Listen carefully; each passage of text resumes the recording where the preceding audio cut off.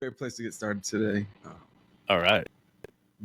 What we call it bouncing. What is the jump hump? A jump hump, right?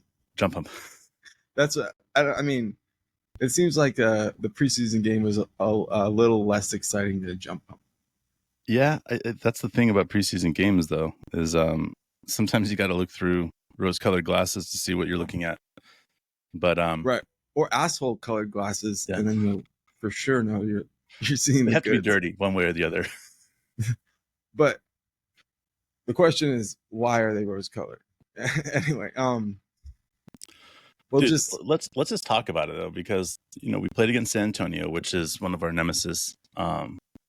Playing against San Antonio is always something that's special because we fucking hate with those a Chris dudes. Paul on that team. Yeah. Go ahead. With Chris Paul. He's already made his round in the teams in the West, so why not make it to the San Antonio Spurs? Can have him next. Pass around. But to me, it was more about watching our rookies the other day. To me, there's a rookie that I sent you a text message about. I was like, watch AJ Mitchell. He's going to be the next big thing in Oklahoma City. Fans are going to love him. Fans are going to be all about him. I gotta tell the truth, bro. Was he number 25? I don't know which number he is. Shit, dude. I'm just telling you, I watched the highlights. I didn't get to catch the whole game. So yeah, I he's did 25. notice he's 25. Number 25 was just absolutely playing balls to the wall, what you like to see, like straight to the hoop, no nonsense. That's the way he is. Like if you watch his college basketball, you watch what he did in college, and you start recognizing like this is the style of play that he plays, and it really fits perfectly inside the Oklahoma City Thunder system. So if you're looking at it and you're seeing what I would consider a steal for where we got AJ, I just got to take a step back and I just got to appreciate even more of what Sam Presti was looking here, because not only is Sam Presti a fan of him, but you got Coach D, who is talking all this incredible stuff about him. And to me, like that's where the begins. That's where the start of everything happens is having a rookie like this that knows how to control the game.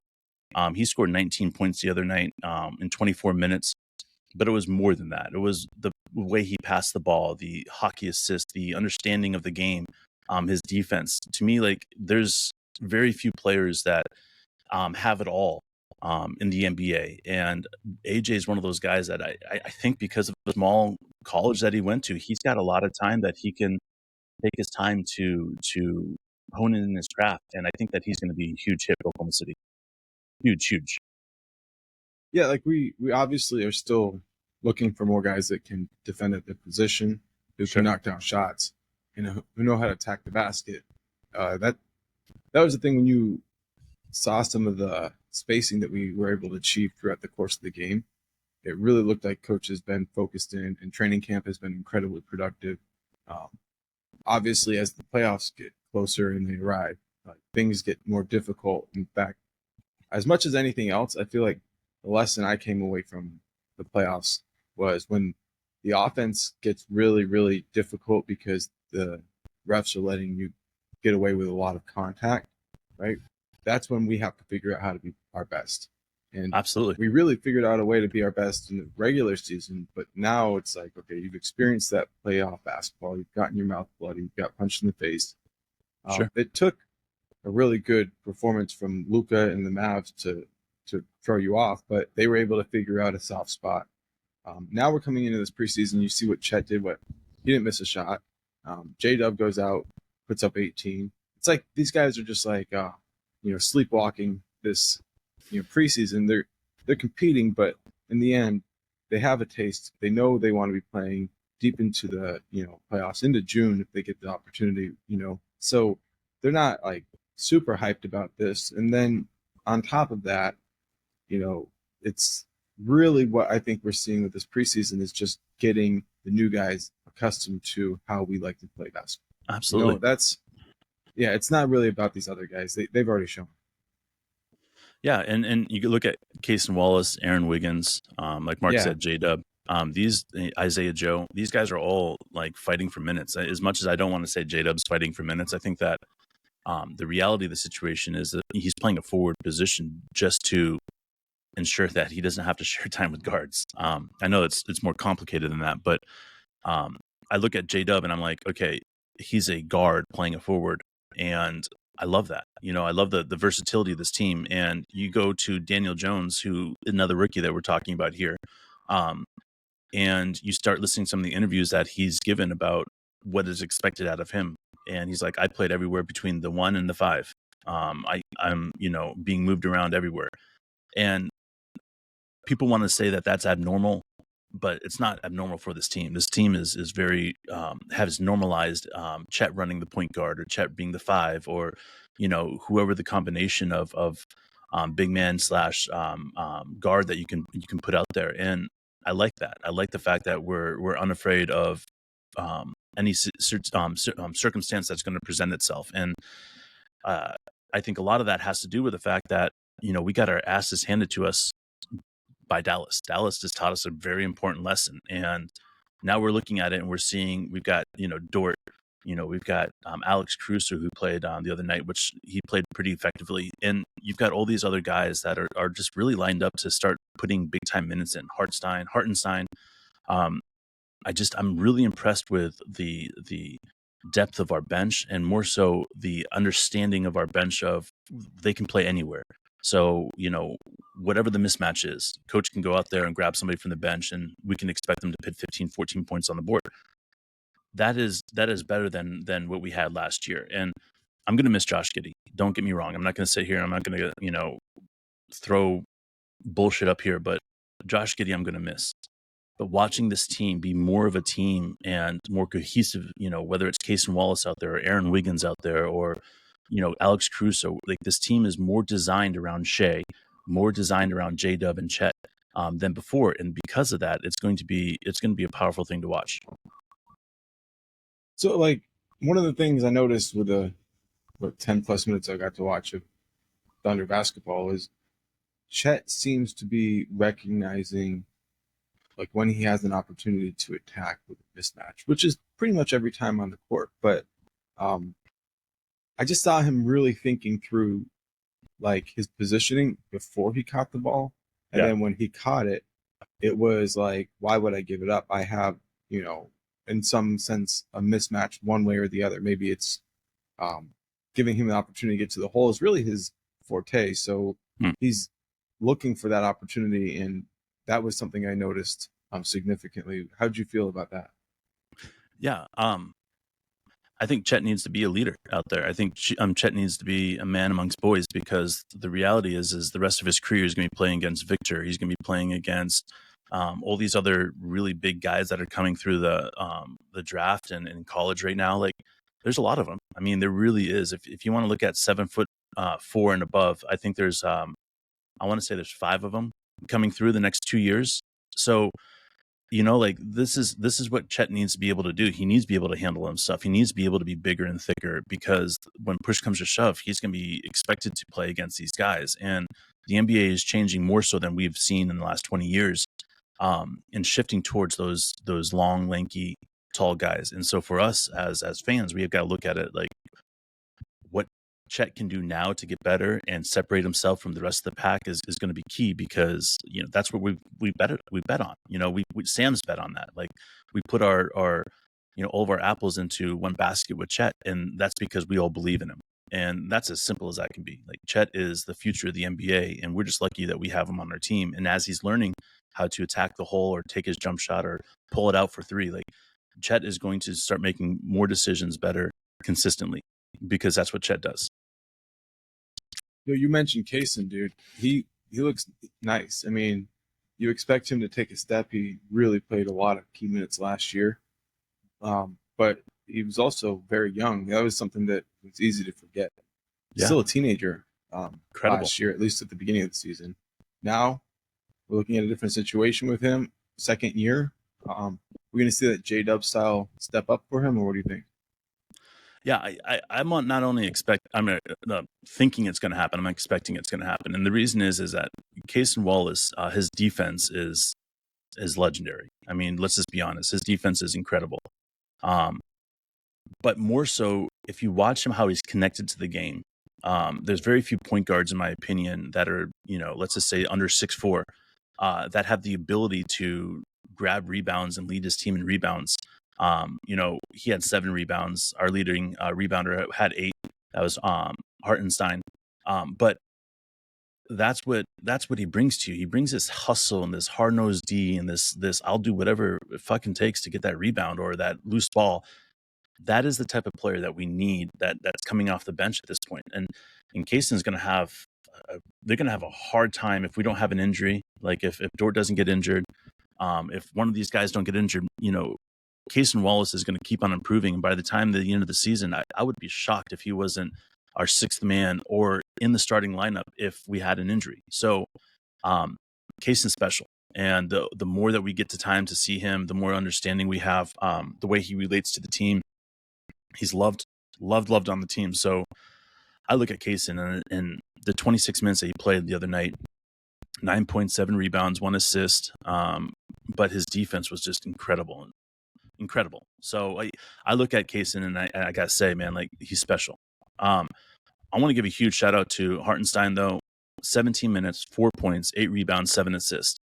Those are the type of stats that we're going to love to see from a center, guys. And to me, like that's a beautiful thing that Hartenstein's learning how to take his corner 3 right now. Like he's going to be very effective this next year in the corner 3.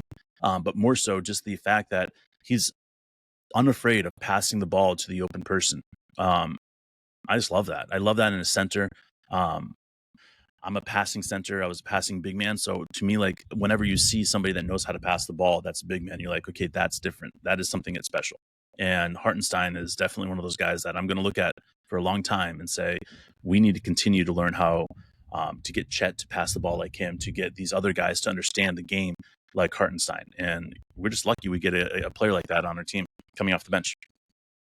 Yeah, especially with a guy like Jay Will going down with injury in training camp here. We could have been in a spot where that was a thin position for us.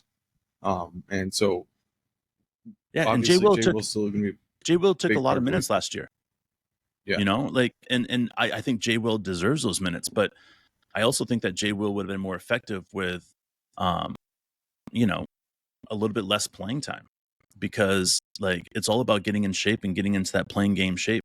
And having somebody like Hartenstein off the bench, it allows Jay Will to come in at that forward position more so than being that center. And I'm not saying anything about Jay Will and everything last year, but I am saying is that if you look at the difference between the first year Jay Will played and the second year Jay Will played, the first year Jay Will played, he played more as a forward, forward/center, but he was in there taking charges every single play.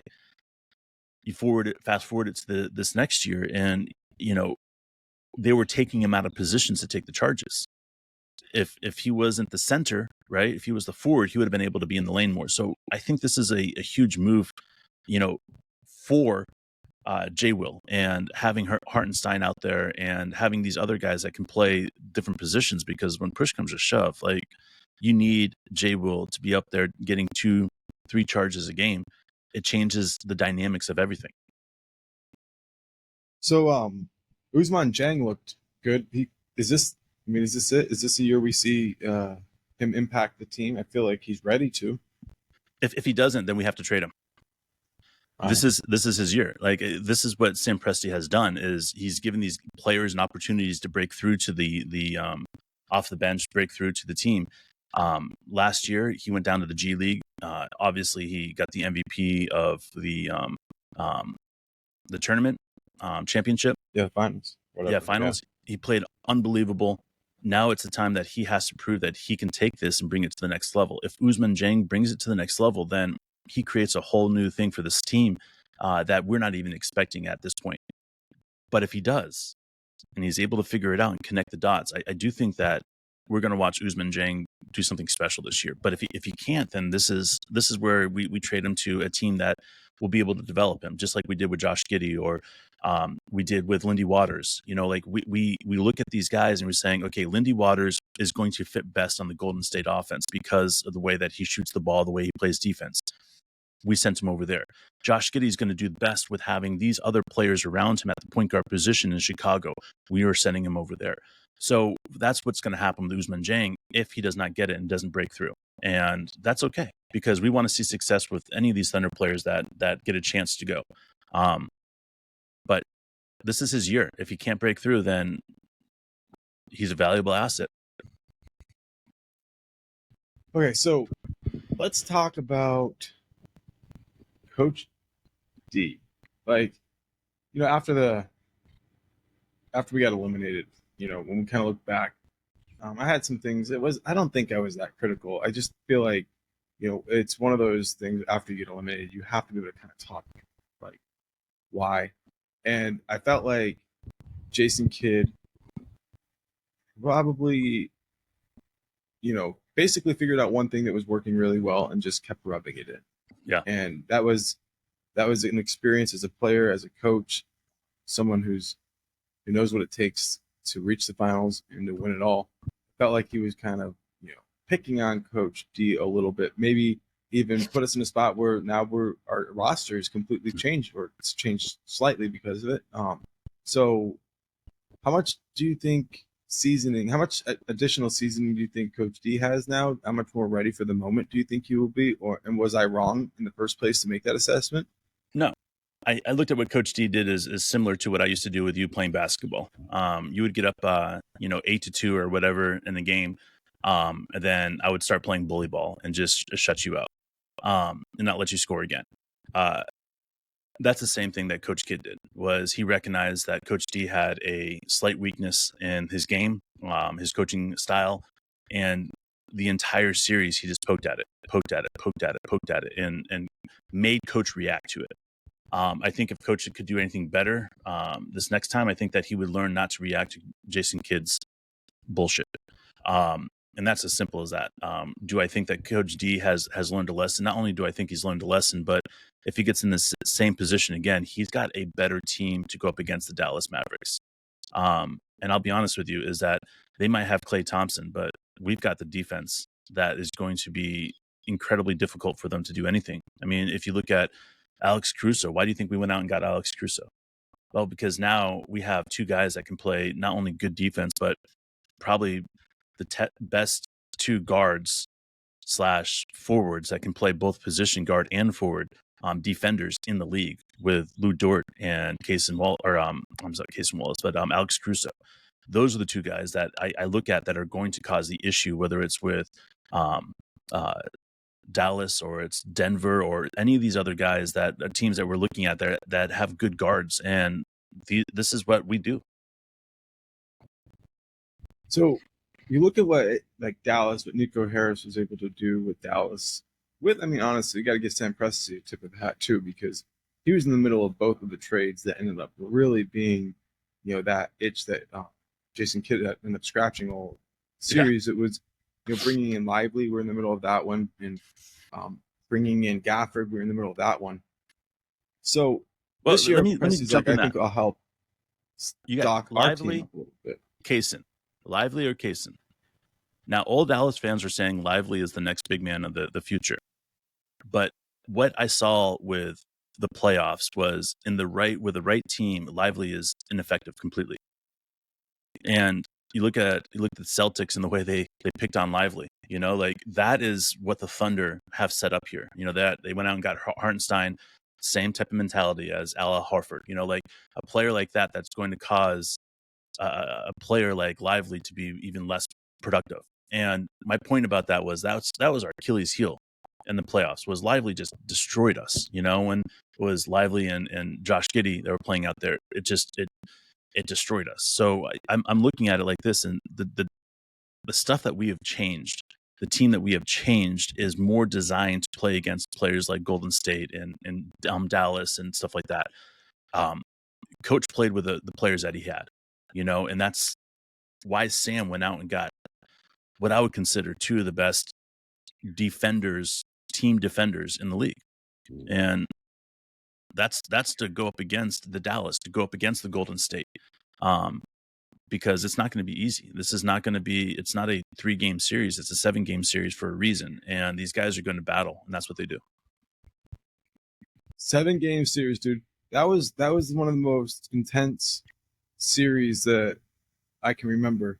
If you definitely got to go back to 2016 to think of anything that was that fun for basketball wise. And obviously there was a different flavor of it back then, but there was still a sense even this year like that we were Cinderella, even though we were the number one seed, and it just felt like we were okay with what we had achieved for experience as far as for our trajectory, as long as we continue to build on where we're going. And it feels like we're really stationed to do that. When you heard Presti talk postseason, he talked about improving all of our weaknesses. And I do believe we gave up some strengths that we had, but maybe some redundant strengths. Yeah. And we did lose a little bit in some of that, but what we gained was an ability to shore up our weakest positions, and hopefully, knock on wood, if we stay healthy, Yeah. then we'll be able to see what that looks like in the playoffs. And we would like to sniff the conference finals. We'd like to find ourselves in a spot where, we can get, if you get into a game 6, game 7 in the conference finals, that's, it can go either way. You're one of the best teams in the league, and you could go on to win a championship. You never know. So I think that's kind of got to be the goal this year. Obviously, it's finals or bust in so many ways, but in the end, just a step to the next round would be really, really, really great. Man, I love that. I really do. I think that's putting the expectation level on a very workable track. I think that all of us Thunder fans have to look at it like that. We have to consider this as, if we can't make it past the Western Conference Finals, getting there is what we need for this team. I do think that this team is the best all-around team in the league, from guards to 12 players deep, guards, centers, 12 players deep. Like there's not much more. There's not many more teams that are able to do that. So if we are healthy and we're not able to make the conference finals, then something's got to change, because this team is designed not to go just to the conference finals, but to go to the finals this year. If we can't make it to the conference finals, we look at everything, because do we need to add another player? Do we need to add another defender? Do we need to add another big man? What do we need? Because looking at this team, I feel like it's the most complete team we've seen in Oklahoma City ever. And to me, that is why we have to go further this year than we did last year. Not just further, but we have to take it to the point where people are taking a step back and saying, this is the team of the decade. This is the team that we want to spend the money for. Shai Gilgeous-Alexander is going to be the best player in the league. Chet is going to be the best center in the league. These guys are going to take over the league in a big way. And I understand there's a lot of San Antonio fans out there that will say Victor and Victor this and Victor that, but you got to have a team around Victor. And that's the one thing that San Antonio doesn't seem to understand, is that you can't just put Chris Paul on that team and say, okay, now we're a playoff team, because you still don't have your players all set. If I was them, I would have traded Chris Paul the second I got him. Get rid of Chris Paul. Get rid of that dude, because all it's going to happen is you guys are going to be better than a top 10 seed. That just takes away from your building opportunity. And I know Coach Popovich wants to get to the playoffs to teach Victor a lesson, but the reality is that they needed that extra year of rebuild in order to have longevity for the next decade. And they're just not going to get that right now. And that sucks for them, but it's good for us. Yeah, I mean, by then, Pop will definitely be in the nursing home. So I'm not sure he's worried. Yeah. I mean, they could trade Chris Paul when Chris Paul is having an incredible season halfway through the year, and just decide that they're going to tank on the second half and get a couple first rounders for him. But then again, you're rolling the dice on something you shouldn't be rolling the dice with, because Victor still hasn't proven that he can play all 82 games in a season, plus the playoffs. So, you got to take that slow. You don't want to rush that into anybody. So I look at it like this, is that we know Chet can do it. We know Shea can do it. We know Dort can do it. We know Cason Wallace can do it. We know J-Dub can do it. We know all these guys can do it. This isn't a question about whether they can do it. We all know that they can do it. Hartenstein, Queso, whether it's in college they had great success, or they've had great success in the NBA. We've seen these guys grow up, and now's the time. We're not sitting here and wondering, do we make the playoffs? This is the first year that we're really saying that. Do we make the playoffs? Or is there an expectation from this team now that we're going to make the Western Conference Finals? And as much as I don't want to put unnecessary expectations on this team. I think the Western Conference Finals is the goal. I think that that's just kind of the goal from the organization, from the players. Yes, they'll say we want a championship this year, but anything that's success, that's into the playoffs, that's a deep run into the playoffs, that's a Western Conference run, that's a success. And that's what we have to go with, because this team is putting things together. They've got everything that they need, and now it's just about seeing what they can do when they're asked to flex their muscles. Yeah, dude. How about the way Chris Paul was able to rehab his image? Now he's back in Texas. Not like how he left the Rockets, but now he's back, and he's known as like this legendary teammate. Whereas like when he left the Rockets, it was like nobody wants to play with him. No. Then he went to the Thunder, and everybody wants to play with him. So like, then he went to look at what he did. Then he went to Golden State, and so now he's like riding that. And San Antonio is going to get. What they don't realize is that he's 43, and that at this point, it's like what you did is you went to the YMCA and you picked up the old point guard that was like pounding the rock and talking a lot. So good luck. I hope you guys are happy with him, dude. I really hope that he turns into a John Stockton this year. I really do. I hope that him and Victor become like John and Carl, like the old-fashioned duo, because the reality of this situation is that if he's not, then he's going to be a failure, and I just don't want that for Chris Paul. He gave us a good year in Oklahoma City and gave us a lot of draft picks and draft capital when we traded him. So for me, like I still have like a need to want to know that he's got it good still, but if he ends up in the Lakers or something like that, I'm going to get pissed. I have a lot of jokes in my mind. I'm just gonna drop them because P. Diddy jokes are not funny right now. P. Diddy,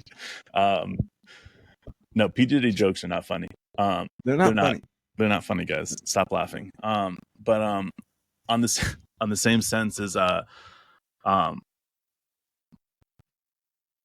most of these NBA players have never gone to a P. Diddy freak off, so I think we'll be safe. Well, allegedly, we can't speak. We can't speak for anybody. There's a 5%er, bro, that we know that P. Diddy circled. All I know is I remember seeing a video of Kobe and Vanessa Bryant at those parties. Yeah. Now, I'm not saying that it's like normal for an NBA player to get there, but it wouldn't surprise me if James Harden hung out at those. Oh, James Harden is a legend, bro. So he's definitely speculation, bro. We gotta be careful. He's a legend. Okay, but if you guys have any ideas who might have gone to a P. Diddy concert, let's do one better. Is how about Matt this, Barnes. guys? We're going to give you guys an opportunity to say the 5 players that are most likely you'll find at a P. Diddy freak off. So that's your assignment. We want to know which 5 players that you think would be at a freak off. I'm going to go with Joker. I'm going to go with Joker. I'm going to go with Chris Paul, LeBron James, Carmelo Anthony, even though he's retired, but he's still around, and Dwayne Wade. There we go. There's my 5. We love you guys. Yeah, dude. This is a solid list. We'll see you soon.